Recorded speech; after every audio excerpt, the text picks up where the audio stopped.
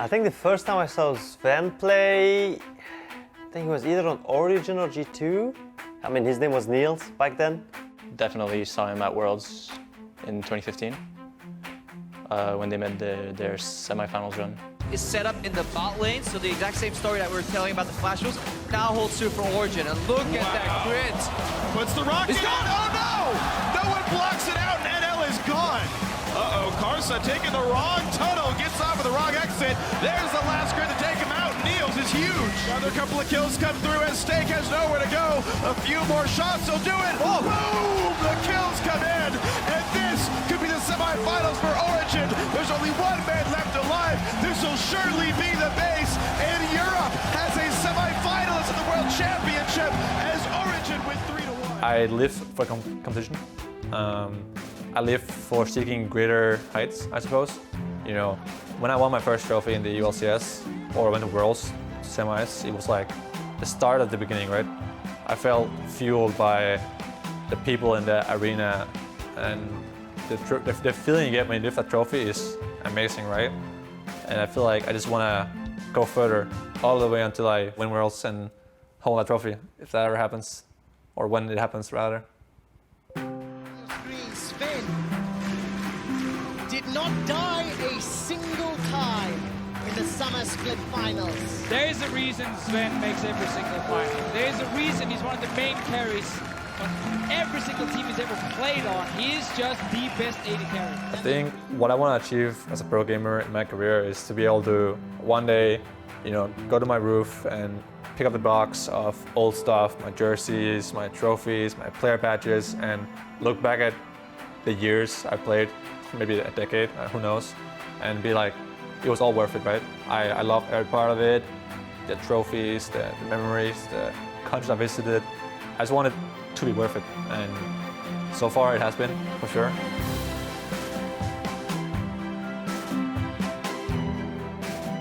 For me, in my life, there's family and there's friends and there's my career. That's all that matters to me, right? Nothing else truly matters to me, and you gotta appreciate your family while you have them. Whew, that OG footage of OG Niels hitting me in the feels. It has been a journey for Zven as he's joined us in the LCS and made a splash with Cloud9. Welcome back, everybody, to Monday Night League. And it is Cloud9 on the docket for our next match against Dignitas. Are you hyped? Yes! Coming off of the last game, I can't not be hyped. That last game was so fun. That was a great game. I'm really excited. My brain the whole time was just a bunch of during that entire game. I think that was the players' That was the entirety of all viewers. Yeah. So that's why this next one going in is like, what's going to top that? Everyone's brain's the same. Yeah. Now we're going to bring us back and focus a bit, keep you all on track in the audience, because we did talk a bit earlier about what C9 has brought to the table, some of the experimentation in their win conditions. So let's revisit some of those drafts basically and seeing what C9 can do to come through and continue this streak of dominance. Yeah, I think that's really important, is that compared to old classic C9 when they were dominant way back in 2013, they played Zyra, Rumble, Ashe, and Zac every single game. This C9 is actually winning with a lot of different drafts and a lot of different champions. They're not hard spamming the same thing. So when you start looking at their drafts, you'll actually start noticing that there's a lot of different styles that they're trying to play. Yeah, I mean, I don't know. It's weird to bring up that old type of C9, but yeah, this new one is very weird to play against because they have different carries in each game. So there's not one person you get to focus, or even one person to ban out. Usually some teams you can go, we're gonna triple ban top lane, triple ban AD carry and play. Yeah, and then you're like, oh, well, we banned Nisqy's champ pool, and then he played Morgana randomly with a Camille top, and it's a totally different look than what you would have seen in another game where Nisqy's hard carrying. So I think it's really impressive when you see that. Then you look at their Immortals game, and it's literally the complete opposite. It's Pantheon, Elise, mid-game, stomp this Yasuo out. Yeah, and then, not gonna keep going, but the last example, then they don't even play around Zven and they put him on fasting Senna. Yeah. And they don't even make him the carry anymore. Yeah, it's really impressive. You know, they're camping mid, they're making all these plays. They have a GP global ultimate with TK, and they're actually using it proactively as opposed to just picking TK for the W, which is sometimes what we see otherwise. And they have this really aggressive, fast game plan.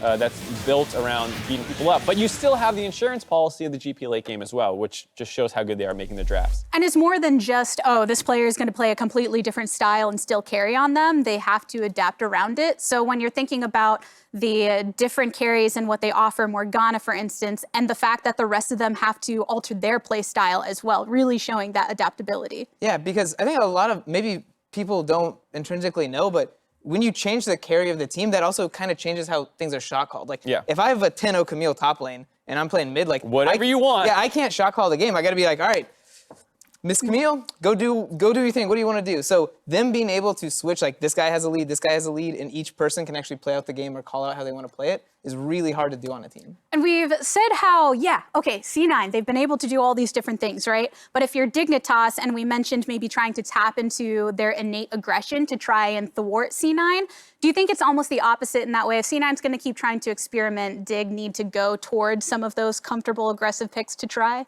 I mean, they do need to have comfort in terms of they need to be really on in the early game because that's where C9 always gathers a lead. They have strong early games in all of their matches. And after that, they kind of take over the game. So what you need to be able to do is pick something that you know really well and actually be able to fight them toe-to-toe in the early game. Yeah, and I think, we saw FlyQuest do that. That was a good hypothetical blueprint for beating C9 where you have Blitzcrank, Varus, Syndra, Lee Sin, all four great at starting fights. Aatrox pretty competent in the early game as well. And so you have all these different options to try and find kills on C9 early that then can hopefully snowball you. It didn't work out, but it was the right idea, I think, especially for a team as coin flippy as Dignitas. Yeah, not gonna lie, I'm a little scared because I think this was supposed to be the back and forth, maybe potentially brutal game if Dignitas want to try and thwart them. We got some of that during the last game, so it could potentially be likely for it to be one-sided or go all the way. Will Dignitas keep themselves cold or hot diggity hot in this one against the undefeated Cloud9? It's time to find out. Thank you very much, Gabby. Welcome again to the Battle Arena. Cloud9 looking at an undefeated run throughout the first 6 weeks of the 2020 season so far. Dignitas just one game behind that third place group. Yeah, they would love to be able to beat the team to break that undefeated streak for Cloud9, and also would be a big win for them in the standings because we have so many teams that are so close. You really do need to kind of scrape and claw for every single win that you can get. I would say, as far as teams that have a shot at taking down Cloud9, I do think that having someone like Huni, that gives Dignitas a chance at it, right? It is this guy who can go crazy in a game, who can take over a game, and is willing to play extremely risky. And we talked about it on the desk. They were talking about kind of coin flippy, hot and cold, these types of things. It's just another way of saying they're willing to take big risks sometimes, and it doesn't always pan out, but if it does, maybe that's the key to taking down Cloud9. Risks are fun. I think risks are appropriate when you are on paper the weaker team. I think that is the way you find your upset wins. In the meantime, though, improve, improve, improve. You can't coin flip every game. That's not how you do. That's not how you go far in a season. No, definitely not. Yeah. I do want to point out, I really like Cloud9's bans. I think they're actually quite targeted. Yes, we saw, we know we can probably see some Rumble support at some points and all that, but overall, though, they feel pretty targeted, right? Grig specifically on Olaf, Huni known as the great Rumble player, doing a bit to ban specifically against Dignitas. I would love to see Dignitas save last pick for Huni and give me something spicy. Give me a split push pick. Give me a true hard counter pick for lane that you can kind of dominate and try to have an avenue to play through. Camille and the Aatrox. Yeah, I mean, or Fiora, right? Take one step further. Because one of the big struggles the teams have been having against Cloud9 there you go. is that Cloud9 has just been winning every lane, and then the jungler's like, well, where do I go? What do I do? And they're also so good in the mid and the late game that it becomes very difficult. And yeah, this could be Lucian top. This could be just a standard more bot lane play, moving towards that. But there is the possibility. Nope, they blinded top lane. Huni said, I'm feeling it. Just give me the champion. I practiced it all week. Calling it now. If I'm wrong, I never said this. I mean, you're kind of not wrong because it has the possibility of going there, you know, whether it does or not. You can blind it early with the intention of swapping it around, right? If Froggen, Johnsun, and Huni are all comfortable playing it, there is going to be somewhere that it's going to work out for top lane, right? And it does make Licorice respect the fact that, hey, maybe I'm laning against Lucian. I have to pick something that can actually match up well against this. And if he picks a really strong matchup into it, then maybe Huni says, I don't want to play it anymore. Give me something else. Yeah, and if I'm Dignitas, pick jungle here, right? I leave all 3 lanes open as a possibility coming into that second ban phase, and then you pick one, okay, you slightly remove the options of possibility, okay, but it can still go to all 3, right? They do grab jungle, they take the Elise to match up against Gragas there, and now Cloud9 says, okay, well, I mean, the AD carry tier list is basically done now, right? Senna, Aphelios, MF are gone, so Lucian's as A tier as anything else is. We know Huni can play it. We know Froggen has, he's been playing for so long, he's got every champion. I mean, this guy used to play AD Elise in mid, and he was serious about it. So, yeah, it's going to be interesting. Dignitas going to aim their bans right now at mid lane. Yeah, I think some of the Cloud9 bans may give us insight into where they believe the pick will be going, right? If we see them banning out more top laners, they may be thinking it's going elsewhere on the map, but it's tough because if you double ban any of those lanes, then they can just send the Lucian there and say, great, you wasted your bans. So not assuming that it is going to be a bot laner, banning out Varus, Ashe would be another that I think is quite strong currently. Yep. If you don't think that Johnsun has actually selected Lucian as his bot laner. Well, we'll see what comes through. Ashe would be the, as you mentioned, the other sort of obvious Tahm Kench synergy and champion he's played. Dignitas throwing out mid lane bans. I can't say that I really know Lucian's matchups, but I'm assuming those are ones that are reasonable into him. Yeah, I think Zoe also is just pretty safe into most matchups because you have very good range. Your wave clear is quite strong. It's also the most played for Nisqy. Has 4 Zoe games, 2 Kiana. Everything else is only 1 play. So it is comfort, it is safety. Regardless of what Froggen wants to play mid lane, Lucian or not, these are solid bans. So Kiana being banned out means it will be a Nisqy push down, Froggen push down a little bit here too, and worried about the possibility of another AD solo laner because the Elise is already locked in. They know Dignitas has a chance to go towards that. I think Dignitas need more frontline. I think Tahm Kench played appropriately as not the solo frontliner. He's there to save things out, which means you need a Maokai or something somewhere in this lineup. So I will say, if you want to play side lane, you don't necessarily have to, right? If you're going to commit to split push, we now know this is Lucian's solo lane, unless it's something really crazy with Jinx solo lane, but I'm not even going to go into that. No, that's not. So, you know, you could have TK there more as the safety for the Jinx to be able to allow Jinx to wave clear, play to a side lane. Tahm Kench can ult to that side lane to try to help take advantage of that and try to win the game through that side lane, taking down towers and putting pressure on, creating a big advantage there. So if that's the style you want to go for, you don't necessarily need a frontliner. But I do agree if it comes to 5v5, when you're looking over at what Cloud9 has, it already feels way easier to execute on unless they do want to go to something like that Maokai, which, funnily enough, I think is actually a pretty good matchup into Aatrox and is a very strong tank.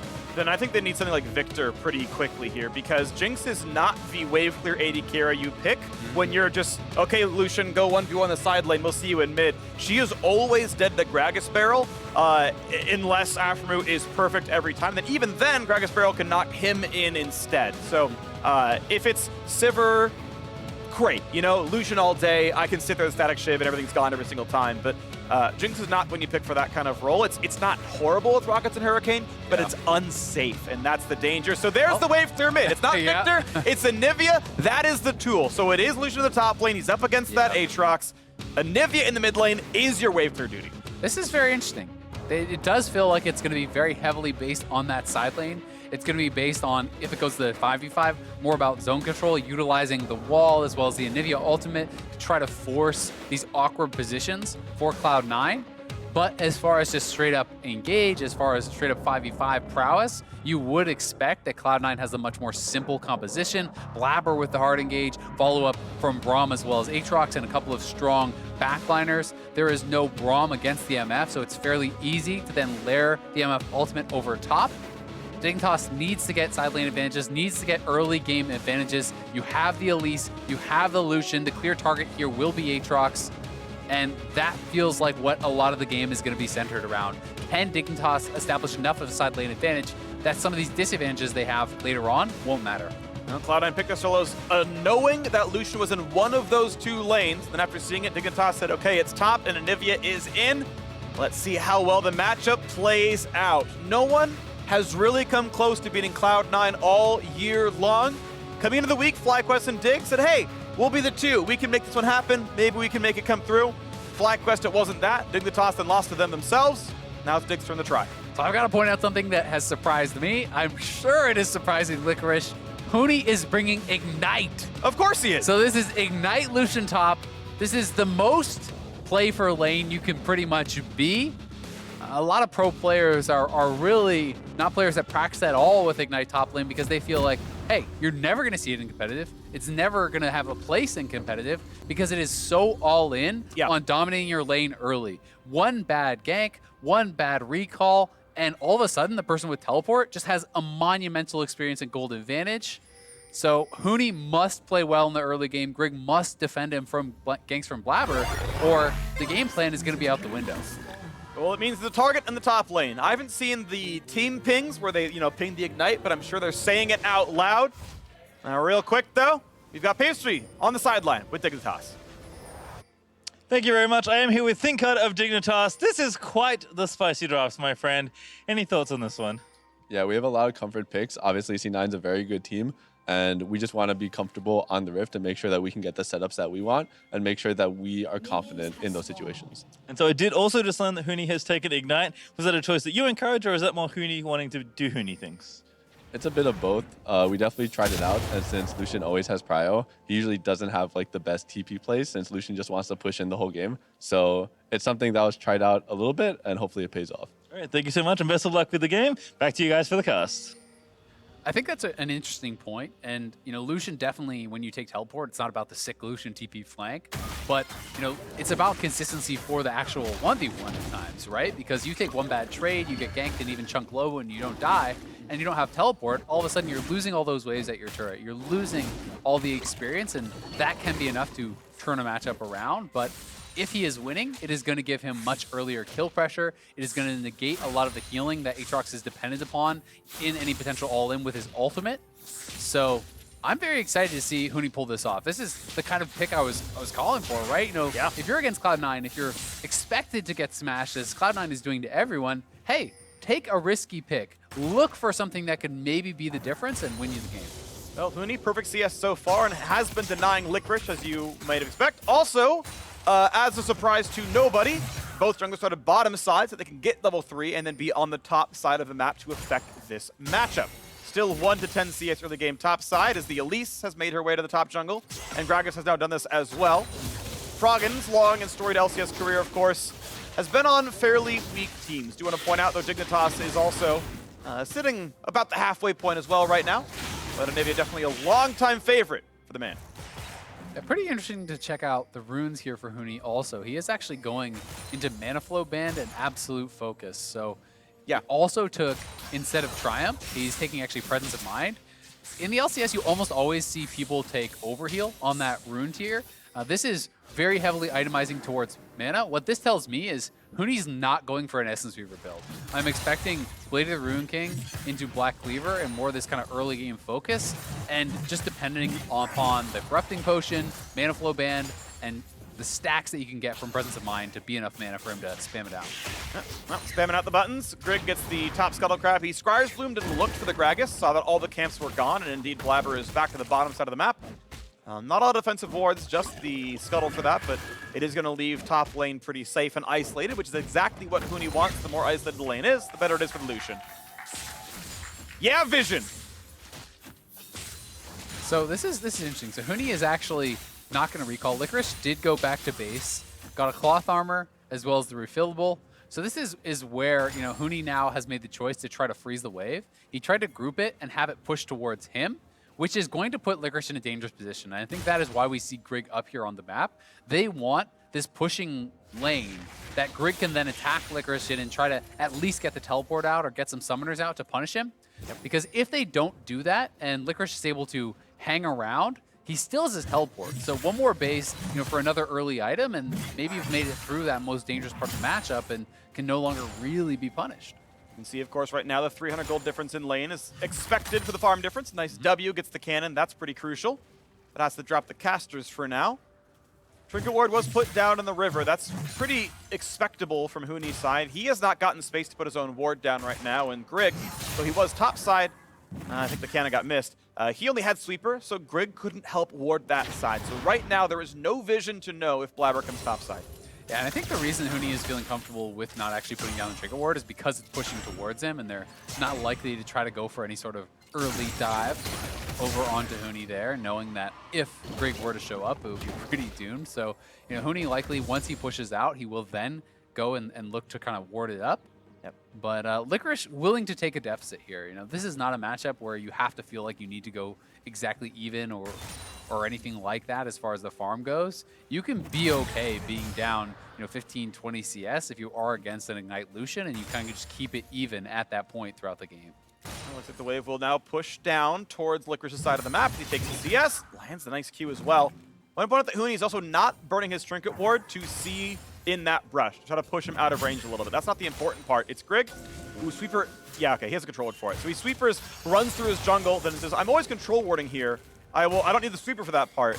And then he says, okay, I have vision control, now Licorice has to respect me. Okay, so now Huni is 6. They could actually try to dive this. With the culling, if you can actually lock down Licorice, there is potential there, but they don't know where Blaber is, so they're not going to actually look for it. And Blaber, meanwhile, is just doing the dragon here. Ocean, conveniently for Licorice, will be incredible in this 1v1, where you are expecting to get bullied. Having that additional regen is going to make it much more comfortable. Definitely moves the needle. Of no surprise here is the bottom lane lead is going to the Misfortune lane. Absolutely a stronger laner than Jinx early on, unless you are a aggro CC lane. Like if you're Blitzcrank, Jinx can do some stuff because you put down the chompers. If you're Tahm Kench, you are farming under turret. Yeah, but thankfully for them, there's actually more CS for Johnsun to pick up, so you know, he will be even or ahead. He did take the teleport versus the heal of Zven. You know, they have had priority, so they've been able to get those preferential bases off, but you know, thus far, Cloud9 holding strong in this early game, and Dignitas haven't been able to find any attempted ganks with their Elise. You know, not being able to really blow open the game through top lane or anything like that either. It's not that Lucian needs to win by this point, but you know, it is concerning a bit if the game pace continues as it is. Blue gets over.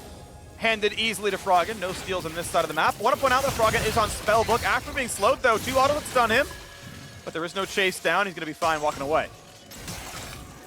Yeah, Froggen playing Spellbook there, I think makes quite a bit of sense. You know, there is a fair bit of utility that you can get from those additional summoners, and if you're not playing, you know, really heavily for kind of lane and bullying there, you know, the area comment, that type of thing doesn't really matter. It's going to be a farm lane, so he's just more happy to take the utility of those additional summoners. He has to flash, but then Olsen trades the flash back with it. Yeah, the extra knockup would have gotten him knocked down, so the creative flash, but TP advantage to Licorice. Ignite is down. Exactly, and that's why it was critical that he didn't have to blow his teleport earlier, because he walked back to lane off of an early base. He can now teleport back this time.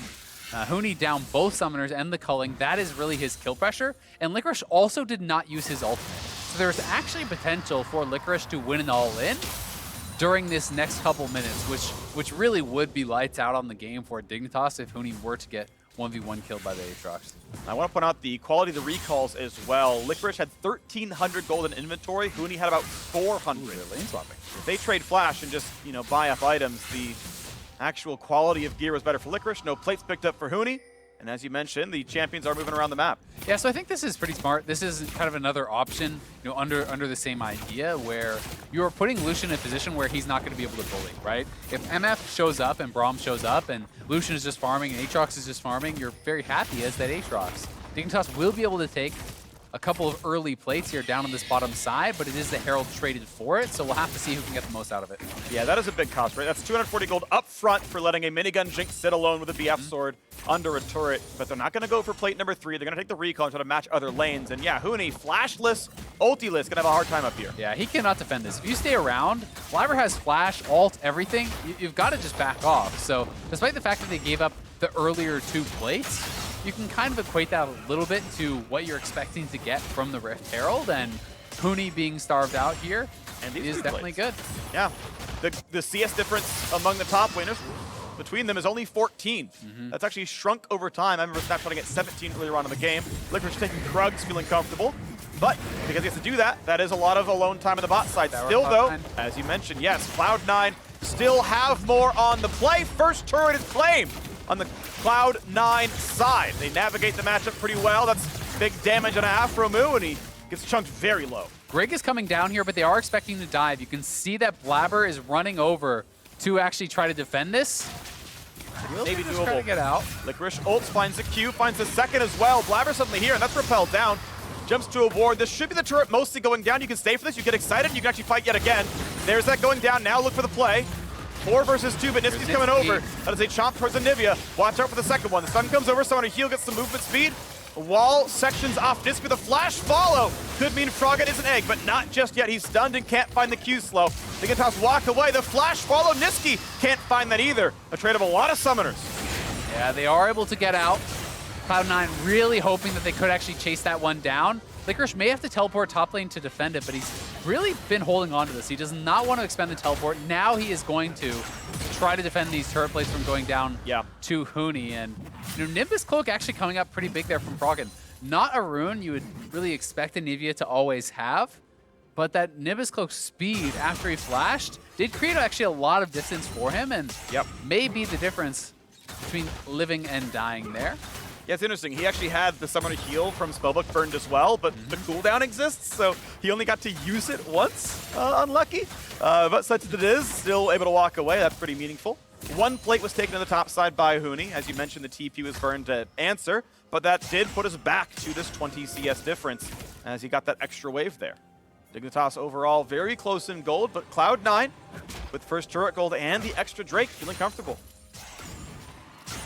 Thus far, it's looking really good for Cloud9. You got to say, Licorice has done a great job in surviving what is a very tough matchup, but he may be dove now, face-checking the Elise. A lot of damage in from Grig. Licorice gonna jump over the blast cone, does get away with it. As Huni can only do so much damage down there, and Cloud9 continue the Drake control. First one picked up just past 6 minutes, second one 11.5. Doing really well here is Licorice. That's an easy smite for Grig, but careful. Aatrox is still angry, can't land the cocoon though. He didn't juke to the right, and Grig has to walk away.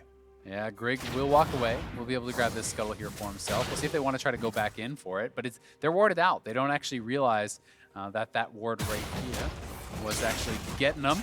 And it's bot lane turret gonna fall. Cloud9 will be taking this down once again. Meanwhile, during all those jungle shenanigans, the wave was not actually pushed to Licorice, so he really wasn't losing anything.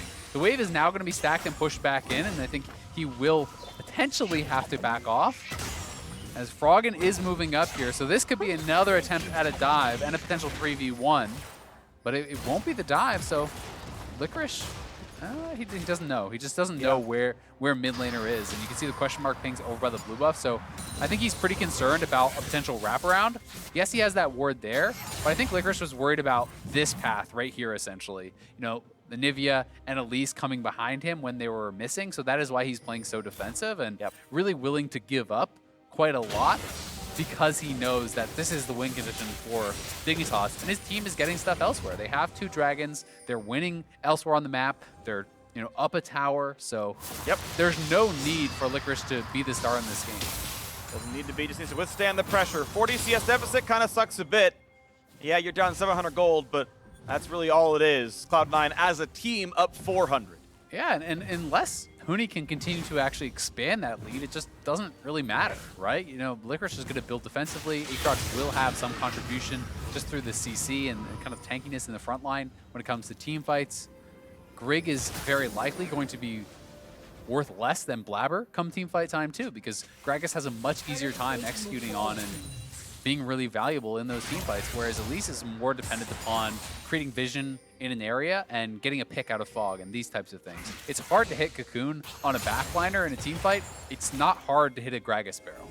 No, it's not, especially when there's very few blinks in the enemy team. Good damage that comes in as Vulcan puts up the shield away from Froggen, but that is a catch. aphromoo nowhere to be seen anymore, and that's the solo kill for Nisqy. Huni didn't even come close to winning that fight, but the Jinx rocket can't land either, and Nisqy is safe. Yeah, bad going to worse there. aphromoo feeling like they had an angle to flank, looks for it, goes in, gives up first blood. Meanwhile, Huni loses the 1v1 to Nisqy and blows the ignite, and Licorice during this whole time is just pushing in topside. So Dignitas losing out on all sides there. Cloud9 now really getting control of this one. 2,000 gold in the lead. So this is really just, I think, feeling like you're in a stronger position than you really are. aphromoo goes in.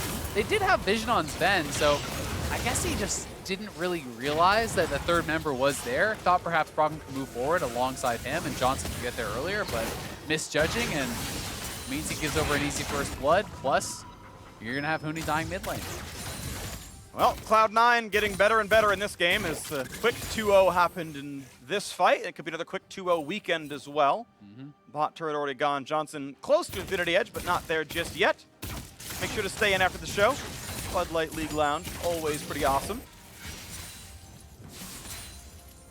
You just have the mid lane clear, and as the game settles down for a bit, I have to kind of chill a little bit for Huni's Lucian. I know he gets memed for this pick a whole lot. If you date back to like the Immortals TSM semifinal from like 4-something years ago, the Lucian game was the closest game of that series. People only remember the Lucian pick. That was the closest Immortals even got to winning in that entire 3-0. Didn't they pick it again and lose again? I think he didn't pick Lucian again. Maybe I'm wrong. I thought that was mostly why they got memed, is that they tried put it it, in lost, game 3 and as well. They did it again and lost. All right. Game 1, they're up like 8K. I could be misremembering. It's a long time ago. Same. But, you know, I agree. And in this case, it didn't work out. Yeah. I mean, maybe it still can. But I actually respect the pick. I think that, you know, you are. What are the odds of them beating Cloud9 coming in this, right? Like, if you're the bookmaker and like you're 5%. setting it, you think it's that low? Yes. Wow, okay. Well, if it's that low, then this is the best pick ever, right? You know, flip a coin, do something crazy. Yeah. And increase your chances. If you're saying Dignitas has a 5% chance of winning this coming in, I think that's pretty low. Sure. But if they do, and Ignite Lucian has a 20% chance of winning, well, guess what? You just quadrupled your odds, right? You kind of have to look at it like that. I agree. So actually, as curiosity, I know Herald's being summoned in mid lane. We'll get to it in a second then, because C9's going to actually go for a push here. Mid lane's cleared. Mid turret is going to die. Anivia is nowhere near that lane. Instead, it's going to be a mid lane trade for a Grig. I take mid lane every time for this one. They're going to lose 2 towers. This is actually like, I can respect trying to delay the soul, but when Herald is there, you lose both your mid lane towers, which, by the way, are even more important because you're playing Anivia. And Anivia needs this safety where you can't be flanked to play around a tower and to farm it out. So, you know, Dignitas, I think a little bit of desperation showing there. Cloud9 had 2 very early dragons, and it's like, oh god, are they really going to get a soul at 21 minutes? We've got to stop this. And as a result, not taking into consideration the fact that they have no mid lane priority, that Rift Herald is available for the other team, and it's actually going to be an eventual 3 towers off of this play, and potentially Huni getting dove. Not the best ult. Flash is found still by Vulcan. Kite sideways. Can't get away. Vulcan's on the scoreboard. 3-0 Cloud9. Yeah, another kill there. Really nice prediction from Vulcan. Huni with a pretty good sidestep to avoid Blaber's cast, but it meant he was always going to die if he dodges back towards them to avoid it. He is just completely locked in there. Cloud9 now 4,000 gold ahead. Much easier comp to actually execute on, and really the gold lead just doesn't matter on Huni anymore. At this point in the game, he's like 80 gold ahead, 90 gold ahead of Licorice. It's basically dead even because of the additional towers that Cloud9 has grabbed. Licorice picking up some bonus gold from that, and all of a sudden you just now don't have a TP on your top laner. Cloud9 has withstood the early game storm there. Licorice, you know, willing to give up a lot, and he had to. And it means that now he's in a great position. Yeah, this position that Dignitas are in right now, as I'm mostly an AD carry main, I want to point out about Jinx. I think she's a great champion. She is not ever good when down in gold. She basically has no base damages at all. The primary hook of the kit is your auto attacks are better than most other auto attacks, but it's not like Silver Bolts where you just get free damage. You just have to auto attack more, and just IE is not a lot of DPS. So unfortunately for Johnsun, this Jinx pick, when behind, and by the way, every team is behind against Cloud9 first 15, means he's not doing anything. And you also have no front line.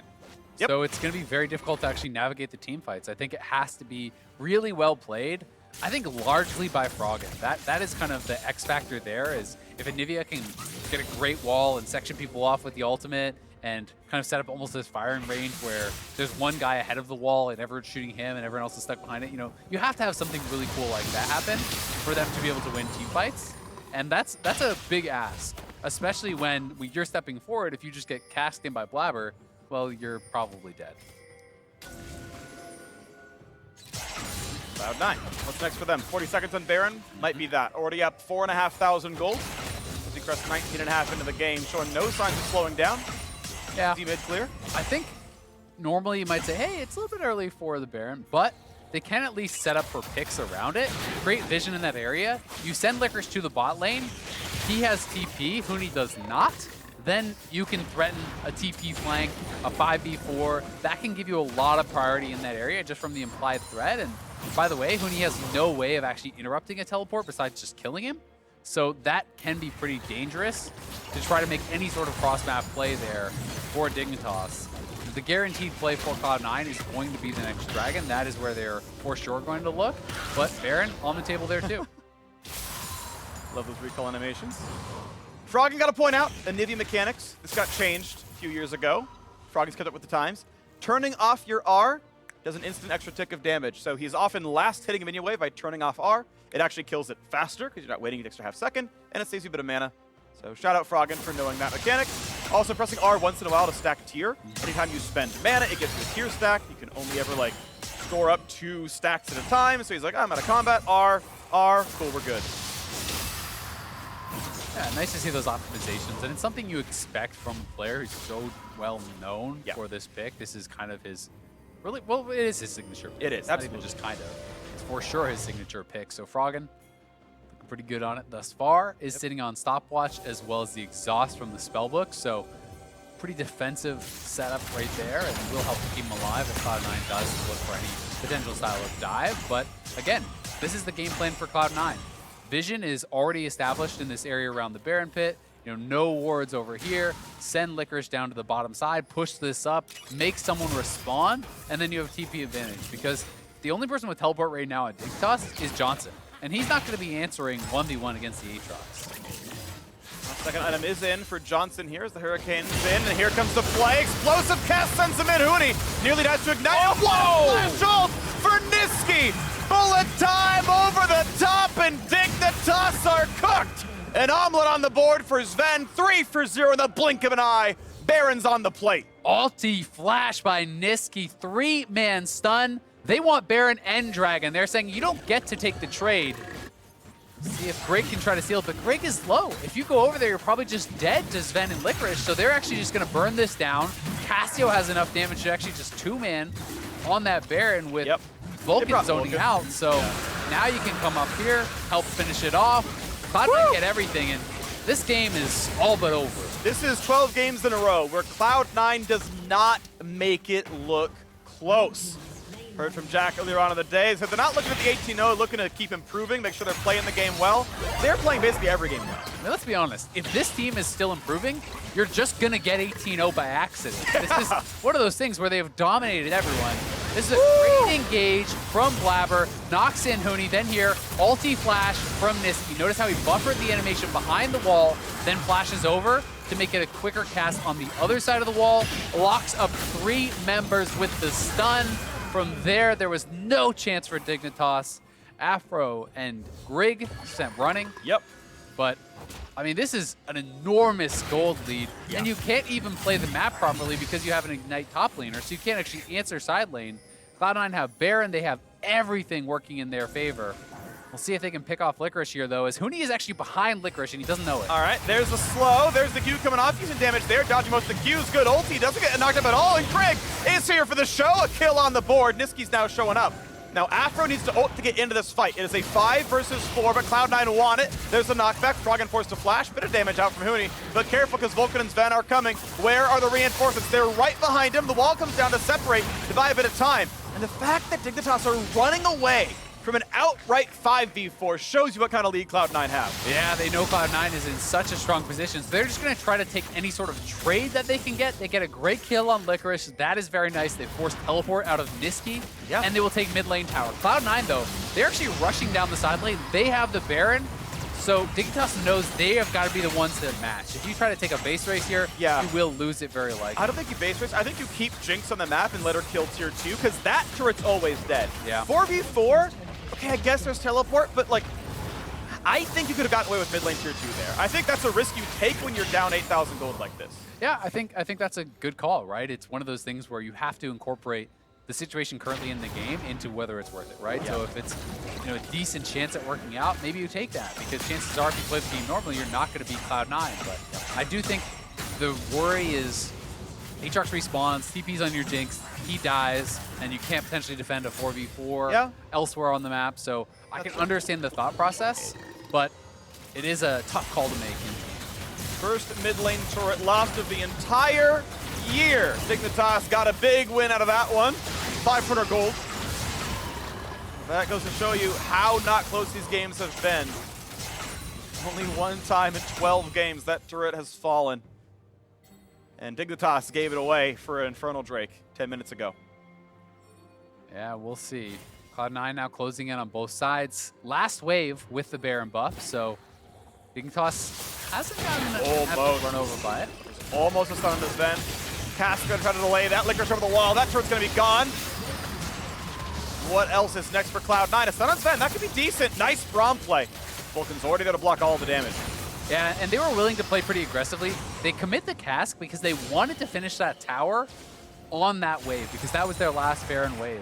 If you actually knock him into the team, you get a kill, great, awesome. If you don't, you're still interrupting the ultimate, pushing him out of range, so he will lose that ultimate leash and allowing Zven to have that space to step forward and finish off the tower. You can see Nisqy a full 2 levels ahead of everyone in the game. Licorice actually up a level now on Huni too. Yeah.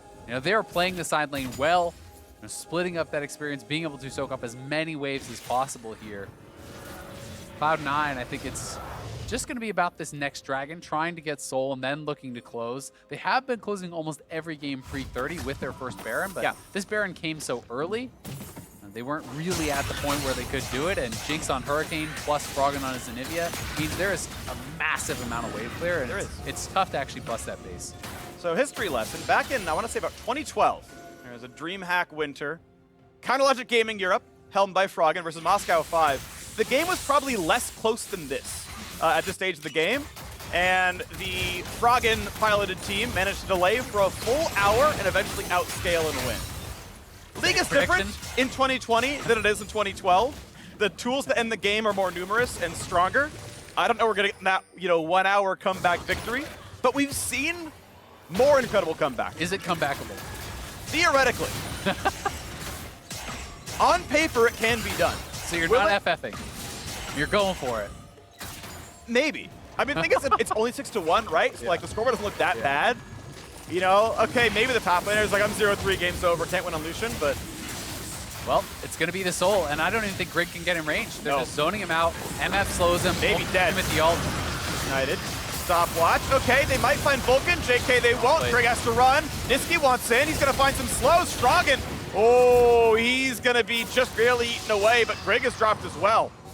Yeah, Blaber actually flashed cast that perhaps saves Froggen. He wanted to just finish him off with that last bit of damage, but aphromoo is able to eat him up and keep him safe. Either way, though, Cloud9, they have the soul, they have cracked the base. This is going to be 2 easy inhibitors for them. Potentially even more if they could find some sort of an engage. Double turret, double inhib, 9,000 gold lead, pushing in still further as Grig is dead. Probably 4 very easy to push with. Baron respawning in 20 seconds, and Cloud9 can easily walk their way to that side of the map. And you can just see how tough it is to actually take down these stone plate supports. Despite the fact that Vulcan was segmented off by Anivia, everyone's hitting him. He throws up the wall, he pops the stone plate, and just has a monumental amount of damage reduction. It's so hard to actually take down these supports on that one item. And he even had stopwatch, wasn't concerned whatsoever about going down there. Well, Dignitas going to try. They're going to kill a ward, and they're going to hope for Scuttle. They're going to clear mid, and Licorice is going to... Nope. He's going to not kill Froggen. He might kill Froggen. They're still chasing him down. Froggen's running for dear life. He's got boots 1 still. Can't land that Q. They're getting closer. Zven can't find the slow, but here comes the rest of the squad. Nisqy is right there, and that is a very, very dead Cryo Phoenix. The egg's going to drop as well. Zven gets his 2nd egg kill of the game. He's on a killing spree now. And how do you stop Baron? You probably don't hear Dignitas don't really have the damage to fight at all. I mean, Cloud9 are just playing it so patiently, right? They're going over the wall, they're clearing out all the bushes. The Zven is segmented. That was several long-range spells, most of them missed. Yeah. I mean, this is the problem here, right? You look at the map state, and it's like, oh, maybe they can defend. No, bot lane pushing in, mid lane pushing in, top lane pushing in. Where's the line of vision? Well, those are the most forward wards you actually have, right? And you look at everything and you realize, oh, there's actually no possible way to do anything except just into the Baron. So they have to give it up. Cloud9 check all the boxes, everything working in their favor here. And this very likely is the Baron that will end the game. Cloud9 have such a good track record of being able to close out from these types of positions. it's got to be Froggen clearing out the waves, but without exposing himself to a potential engage, because the Gragas ultimate is back up. Yep. A couple items coming through. Johnsun now on 75% crit chance. Does have the double zeal upgrade on fire cannon. Means one attack to come through, but you can take that attack for free, and Cloud9 still have more overall health than their opposition. Johnsun has to respect his mana pool. Jinx can definitely run out of mana pretty quickly in rocket form, and it's getting lower and lower. I would not burn W if I was her anymore. But here comes the push towards the bottom side of the map. Back in a minigun, knocking down what he's been, that he can, but it's at half HP already. Bullet time. Oh, it nearly kills him, and Johnsun has to regen. That means there's no damage left. Turret number 1 goes down. A slow into Grig. Anivia doesn't quite land with that ultimate either. Has to turn that one back off. Wait for the cooldown now. Huni's in danger. Walks to the side. Just dead. Stays alive. The second turret might just drop. Gonna try, gonna put a bit more damage in as the knock-in comes through. Grig jumps away, but that's gonna be almost a kill. Now forward again is Vulcan. There's explosive cast, 1 for 0. Looking at the turrets going down, and there's just no way to defend this. Cloud9 are a relentless army of damage output. Barely giving up turrets, barely giving up kills, never giving up a game all decade long. Cloud9, all 11 turrets to match their 11 game wins so far, and about to make that number 12 as Huni has to run away, flash to safety, the Nexus falls, and Cloud9 are still not stopped in the LCS. 12 straight wins for Cloud9. Absolutely dominating again here. 31-minute close. They just make it look so damn easy. They really do. They really do. It's really incredible stuff. They heard the aphromoo quote a few years ago. League of Legends is so easy when you're Cloud9. It's actually pretty free right here. Every single game a gigantic early lead, and they just transition it. They've lost 1 mid lane outer turret the entire year. I don't think they've lost Baron the entire year. No one tests them yet. Yeah, they are just looking so good, and it's good to see them able to adapt to these different situations, these curveballs that are thrown at them. Yeah. I do think that Licorice made that look so much easier than it is to be landing against a Lucian with Ignite, knowing that their jungler is also Elise, right? He never died to those guys. He never actually died in that 1v1. His one death was much later in the game, past the laning phase with this multi-man collapse. Looks like they just made fun of him for it too. He's like holding up the ones in the air, like, yeah, I'm the one death. It was a 3v1. It's like, sorry, it's almost deathless. Yeah. You survived Lucian for 20 minutes, 3v1. There you go. Happens to the best of you. Yeah, I mean, Licorice obviously very good as well. So Cloud9, the 12-0 run so far. They've got 3 weeks of games left. And they got rid of some of the toughest competition, right? They've already played FlyQuest second time. Dignitas, one of the higher-up teams as well. They've knocked them down the second time as well. So Cloud9 looking good. We'll see if they can make the undefeated run. But after the break, Pacer Time, we'll have an interview with Blaber. Stick around.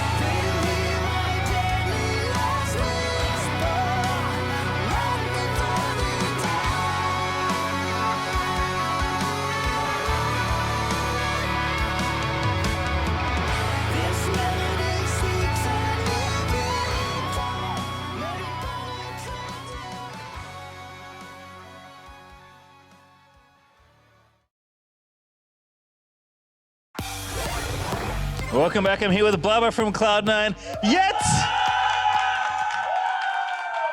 your 12th straight win. Is it getting boring yet? I don't think we think too much about the wins anymore. It's more like we're really focused on playoffs. I really want to win the split. I'm sure all my teammates want to win the split, so we're thinking more about playoffs now that we've locked it. And we have heard that it's more about the day-to-day improvements, the week-to-week stuff. Is there anything specifically that you've kind of learned recently or throughout the split that has changed the way you think about the game? Yeah, I guess Reaper's been telling me that I need to have a survival plan in my gameplay. He says I make a lot of plays, and usually they're good, but I don't think about how I am planning on living after going for it. So it's been something that I've been working on personally. Seems like it has made a difference to just the amount of impact you're able to have on your team. Last question for you. You do have two relatively formidable opponents in the jungle next week. You have both Closer and Dardoch on the docket. Any thoughts about those matchups? I think both of those junglers are pretty good. So I'm super excited to play against them. I think my team's a bit better than theirs. So I think we'll be able to win. But I'm always excited to play against them. And you're the best jungler, right? Of course. All right, Blaber, thank you so much. Congratulations on the win today. We're going to throw it over for the Bud Light breakdown. Thank you so much, Pastry Time. We are back at the desk to wrap up Monday Night League with our Bud Light breakdown. And last game, a bit more calm, kind of offsets what we ended up kicking off the night with. So with all of that, let's go ahead and take a look at the standings and how everyone's stacking up so far. Cloud9, no surprise, still at the top. Ooh, 12. like they're blue now. They're locked in. Is that the lock-in that's color? probably what it is. You're right, yeah. All right. I thought we were just being like, yeah, they get special. they're first. All their graphics packages are going to be cooler. They get all this like little flair. They deserve it. Yeah, I gotta say as well, I predicted CLG to win. It was a back and forth game. Even though they did lose, it is still positive to see these improvements coming in. I think CLG from 3 weeks ago would not have had such a close game. Yeah, I'm glad we're starting to see like Team Liquid go back up to the top like we were expecting them to be. But we are in a weird spot where I think we can say FlyQuest is our second best, but now searching for our third best looks pretty difficult right now. And that's the thing, if you are trying to define who's in that third best spot, is anybody poking out to you in particular? I think Team Liquid's on their way up. They're starting to look a lot better. The 2-0 with Tactical was impressive, and with their game against CLG to start next week, I think hopefully that's another win for them. They start ripping off a win streak here. Yeah, I'm sure at TSM it's pretty tough having to come off of their last time, and then now for Saturday kicking it off against Cloud9. That's a 0-3. So yeah, that's a tough way to start things off, but it should be very interesting. Everyone should tune into that, and then everything else that we have to come. Evil Geniuses and FlyQuest to round out the day before you head into some Academy time at the end of that. Before we wrap things up completely, though, we do have one more award to give out tonight, and that is, of course, our MasterCard Player of the Week, which this time around is Team Liquid jungler Broxa. Yeah. That's a clap. Yay! Good job. Posing with children, being a literal superhero in his Marvel uniform. He had a great week. He was able to get up and influence topside matchup Camp Broken Blade really hard to make sure to shut down that Kale, which was TSM's primary win condition, and had a second game against 100 Thieves that was equally as great. Yeah, and he's playing Gragas and Sejuani, so these aren't the champions that are, you know, having great matchups necessarily, but he's getting things done a lot in the early game. And you saw in those last clips, like he's getting really good flanks, so he's actually been playing really well individually. And tack on the fact that they're playing with Tactical, like Tactical did really great, but having to put in a brand new player, like I'm sure they had to do some extra work just to get the team to work. And Jat said during the broadcast that for the first time, Broxa is looking very comfortable. So when you have those other moving portions with the ADC getting switched out, how important is it that the jungler finally seems like he's finding a home with Team Liquid? I think it's super important. I mean, this was the whole reason they made this move, was to have a bigger early impact in the game, to have him get out there and influence lanes a little bit more, a little bit less of a control play style, and find more kills. And that's starting to show up, which is really important. Well, before we close things out, any last thoughts on our matches or anything coming up? This is a long tangent, but well, I'll save the tangent. But that was a really good game by Licorice there. Prawley and I were both gushing nonstop about all the little things he did right to be the most impressive 0-0-0 down 20 CS Aatrox you've ever seen. He lost really well. I've never seen someone lose lane that well, and we're not kidding. Yeah, we're not kidding. It's really good. Well, and I almost got tripped up because everyone, the meme being, oh, Vulcan needs to get the MasterCard Player of the Week to round out the C9 roster. But I'll look over, And there's still no Licorice there either. It feels like It's some hard have to forgotten. give him it for that performance, but if you Right. rewatch trading flashes in a disadvantageous matchup, how long Grig was up there, the swap timing, using his TP to help his team out as well, like he did all these little things to make the game so much easier for the rest of his team. But the real loss of this last game was oh no, you're that right. poor mid lane turret. Actually, that was a little heartbreaking. Seeing it live for 11 games, never dying, and then they rotate bot with Baron, and then Dig just... You knew it was going to drop at some point. Yeah, it had to happen. It's just kind of sad how it went. You know, like no one defending it, no epic no one like even, there's no TPs, or like, they're not like pressuring it. They're just like, see ya, buddy. Sacked it and went Bobby. Like, you know what? It was a good play, but it was a sad play. It was. With that, the last thing I want to do, a moment of silence for the mid lane turret for Cloud9. But if you want to break that silence with some more action, make sure to stick around after the show because Avali and Crumbs will be hosting our solo laners from Dignitas over on twitch.tv/Budlight. But for now, from myself, production, and everyone within the LCS studio, thank you so much for tuning in. I hope you enjoy everything over on in the League Lounge. But until next time, good morning, afternoon, evening, and good night.